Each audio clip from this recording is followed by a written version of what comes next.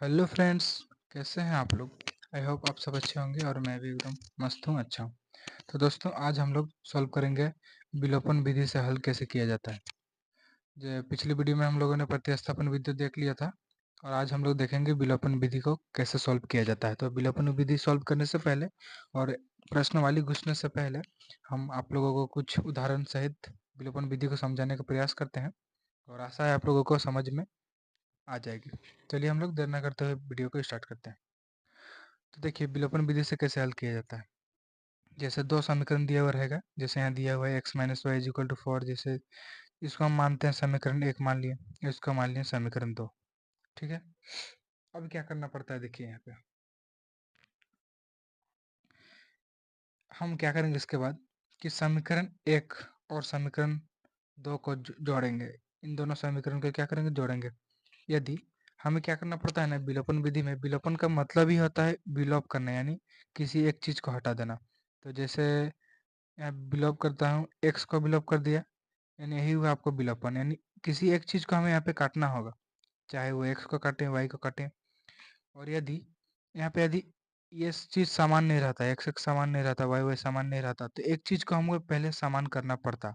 तो ये चीज तो पहले समान है, एक्स एक्स है, बिल्कुल एकदम इक्वल है, इसलिए हम लोग इसमें इक्वल करने की जरूरत है नहीं और हम लोग डायरेक्ट इसको करेंगे। तो समीकरण 1 और समीकरण 2 को जोड़ेंगे हम पे यहाँ पे पहले, चलिए।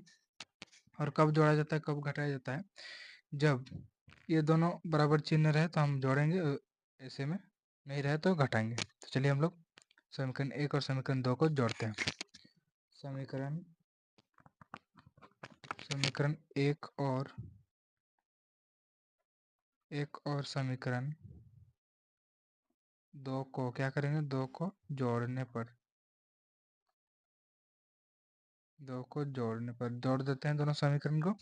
तो कैसा होगा, x माइनस वाई और x plus y is equal to क्या हो जाएगा, 4, और इधर कितना है 36। यानी दोनों समीकरण को हम जोड़ेंगे। विलोपन विधि देखा जाए तो प्रतिस्थापन विधि से, बीजगणित गुणन विधि से, सब विधि से आसान विधि है विलोपन विधि। तो यहाँ पे हम किसी एक चीज का काटेंगे, विलोप किया जाता है किसी एक चीज का, चाहे आप x को कीजिए चाहे तो y को कीजिए, किसी एक चीज को विलोप किया जाता है, इसी का मतलब होता है विलोपन। तो हम जैसे प्लस माइनस में है तो y को हम कैंसिल कर देते हैं, तो एक्स एक्स कितना हो जाएगा, 2x हो जाएगा, इज इक्वल टू कितना होगा 36, और 4 हो जाएगा 40। फिर हम x का मान निकालते हैं 40, इधर इंटू में ये इस पर चला आएगा, 40 हो जाएगा। तो टू टू जो 20 जा 40, तो x का मान कितना निकल के आया, 20। सिंपल, x का मान हम लोग निकाल लेते हैं, लेकिन यही चीज़ प्रतिस्थापन विधि में बहुत सारा स्टेप करना पड़ता है। समीकरण 1 लेते हैं, फिर समीकरण 3 निकालना पड़ता है, ये वो करना पड़ता है, लेकिन विलोपन विधि में सबसे आसान तरीका है। x का मान हम लोग अब निकाल लिए, अब हम y का मान निकालेंगे। x का मान को जो है समीकरण किसी में भी रखेंगे, कहीं भी 1 2 कहीं भी रख दें, तो हमारा y का मान निकल के आ जाएगा। तो x का मान को समीकरण 1 में रखते हैं, x का मान को समीकरण कहाँ रखेंगे, 1 में रखने पर, समीकरण 1 में रखने पर, ठीक है। तो समीकरण 1 में क्या है, समीकरण 1 x minus y is equal to 4 है, तो x का जगह 20 होगा, 20 minus y is equal to हो जाएगा 4। y को एक साइड रहने देंगे और 20 को उस पर भेज देंगे तो -20 हो जाएगा। फिर minus y is equal to 20 में 40 चला जाएगा, 4 चला जाएगा तो -16 हो जाएगा, ये माइनस माइनस कट जाएगा, तो y इज इक्वल टू बचेगा 16। तो इस तरह विलोपन विधि सॉल्व किया जाता है, और लास्ट में वो लिख दीजिएगा कि x का मान 20 है और y का मान 16। इस तरह हम लोगों ने विलोपन विधि का जो है सॉल्व कर लिया है। इसी तरह विलोपन विधि होता है सॉल्व, ये बहुत आसान है, प्रतिस्थापन विधि से, बीजगणित गुणन विधि से सबसे आसान तरीका होता है विलोपन विधि। तो आशा है आप लोगों को मेरी ये जो क्वेश्चन था ये आप लोगों को समझ में आ गई होगी, और इसी बात पे एक लाइक बनता है। चैनल पर नहीं है तो चैनल को सब्सक्राइब कर लीजिएगा।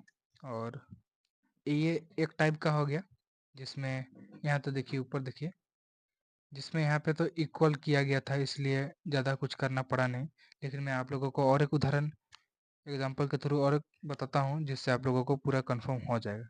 और कंफर्म हो जाए, समझ में आए तो प्लीज़ कमेंट कर दीजिएगा कि सर समझ में आ गया हम लोगों को। तो चलिए हम लोग एक नेक्स्ट एग्जांपल में मिलते हैं। तो ये हम एक दूसरा एग्जांपल ले लेते हैं जिससे आप लोगों को इसमें कंफर्म हो जाए। तो देखिए मैंने जिस तरह ये एक समीकरण है, पहला एक समीकरण, ये दूसरा समीकरण, 2 समीकरण दिया हुआ रहेगा पहले से ही, अब आपको आगे तरफ सॉल्व करना होगा। तो जैसे मैंने वहाँ पे बताया था कि ये पहला वाला जो था इक्वल था, लेकिन यहाँ पे क्या इक्वल है? यहाँ पे 2x और यहाँ पे 2x नहीं, यानी यहाँ पे इक्वल नहीं है, यानी इसको हमको इक्वल करना होगा। तो हम क्या करेंगे? इन दोनों को बराबर करना है। ये x को आप जिसको काटना चाहते हैं विलोपन विधि यानी विलोप करना, चाहे तो आप y को काट सकते हैं, x को भी काट सकते हैं। तो हम x को बराबर कटेंगे, ये करेंगे, उसके बाद जो है x को हम यह कर सकते हैं, काट सकते हैं। यहाँ तो आप y को भी काट सकते हैं, लेकिन मैं आप लोगों को समझाने के लिए x को काटता हूँ। तो चलिए हम x को बराबर करते हैं। यदि हम x के जगह यहाँ पे हमें 2 लाना है, तो 2 से इंटू करेंगे, तो अपना 2x आएगा। और समीकरण 2 में हम x से इंटू करते हैं और क्या लिखेंगे? देखिए अब हम जो यहाँ पे किए हैं, 2 और 1 को किए हैं, उसको हम एक बार लिख देते हैं कि समीकरण एक को क्या किए? 2 से गुना किए, 2 से गुना गुना किए, तथा क्या किए? और एक क्या काम किए? तथा किए कि समीकरण 2 में, समीकरण 2 को कितना से गुना किए? 1 से गुना किए, 1 से गुना किए, या तो फिर नहीं लिखे, 1 से गुना करके। अब क्या करेंगे? गुना तो कर लिए, गुना करके हमें क्या करना पड़ेगा? विलोपन विधि से जोड़ना पड़ेगा या घटाना पड़ेगा। तो यहाँ पे हमें घटाना पड़ेगा, क्या करने पर? घटाने पर। ठीक है, क्योंकि ये सेम सेम है इसलिए हम इसको घटाते हैं। और मैंने बताया था यदि ऐसे, यहाँ पे मैं एक बार लिख देता हूँ किस तरह हुआ। 2 इंटू एक्स 2x हो गया, प्लस 2 3 जा 6y हो गया। आप बस इसको ही 2x से इंटू नहीं करना है, बाकी जितना समीकरण में सबके साथ एक एक बार कर लीजिएगा। और 6 2 जा 12, और यहाँ हुआ 2x 1 बार से मल्टीप्लाई कीजिएगा तो वही रहेगा 3y इज इक्वल टू 12। तो ये हो गया। हम इसको घटाएंगे क्योंकि यहाँ पे देखिए बराबर चिन्ह है, इसलिए हम घटाएंगे। यदि अलग अलग माइनस रहता प्लस रहता तो हम यहाँ पे जोड़ते हैं उसको, तो यहाँ पे हम घटा देते हैं। तो किसी एक चीज़ को हम कैंसिल करेंगे बोले थे, तो 2x और 2x को हम कैंसिल कर दिए, तो बदले में बचा क्या? देखिए यहाँ बच गया। तो इसके नीचे कुछ नहीं रहता है, यानी माइनस रहता है, प्लस है तो इसके नीचे माइनस, यहाँ माइनस चिन्ह बदल जाता है, यानी चिन्ह बदल जाता है। यहाँ माइनस है तो यहाँ प्लस हो जाएगा, और यहाँ प्लस है तो यहाँ माइनस हो जाएगा। माइनस चिन्ह यानी देखा जाए तो चिन्ह यहाँ पे बदलता है। और यहाँ पे क्या होगा? प्लस प्लस प्लस, और 6 और 3 9y इज इक्वल टू 12.12 चला गया तो माइनस था इसलिए 0, और y इज इक्वल टू 0/9, तो y का मान आ जाएगा 0। अब y का मान को समीकरण 2 में रखेंगे, 1 में रखेंगे, कहीं पर भी रखें तो x का मान निकल के आ जाएगा। तो लिख देता हूँ y का मान को समीकरण 2 में रखने पर, 2 में रख देते हैं, चलिए 2 में रखने पर, तो समीकरण 2 क्या है? 2x है, 2x माइनस 3y है, 3y की जगह कितना होगा? 0 हो जाएगा, इज इक्वल टू क्या होगा? 12 हो जाएगा। तो 2x और 3 जीरो जा क्या होगा? 0 हो जाएगा, is equal to 12। 2x is equal to 12, x is equal to 12 बट्टा कितना हो जाएगा? 2 हो जाएगा, 2 6 जा 12, यानी x का मान आ जाएगा 6। तो इस तरह हम लोगों ने विलोपन विधि को सॉल्व कर लिया। लास्ट में ऊपर लिख दीजिएगा जो आप मान निकाले हैं उसको लिख कर दीजिएगा। तो इस तरह हम लोगों ने विलोपन विधि सॉल्व कर लिया है, और आशा है आप लोगों को मेरी ये जो दोनों में अब आप लोगों को बताया हुआ आप लोगों को पूरा क्लियर समझ में आ गया होगा। और आज विलोपन विधि ही मैं बताने वाला था, और अगली वीडियो में हम लोग प्रश्न वाली जो 3.4 में विलोपन विधि का जो काम आने वाला है उसको हम सॉल्व करेंगे। तो आज का वीडियो यहीं पे समाप्त करते हैं, मिलते हैं नेक्स्ट वीडियो पे, तब तक के लिए बाय बाय, थैंक यू।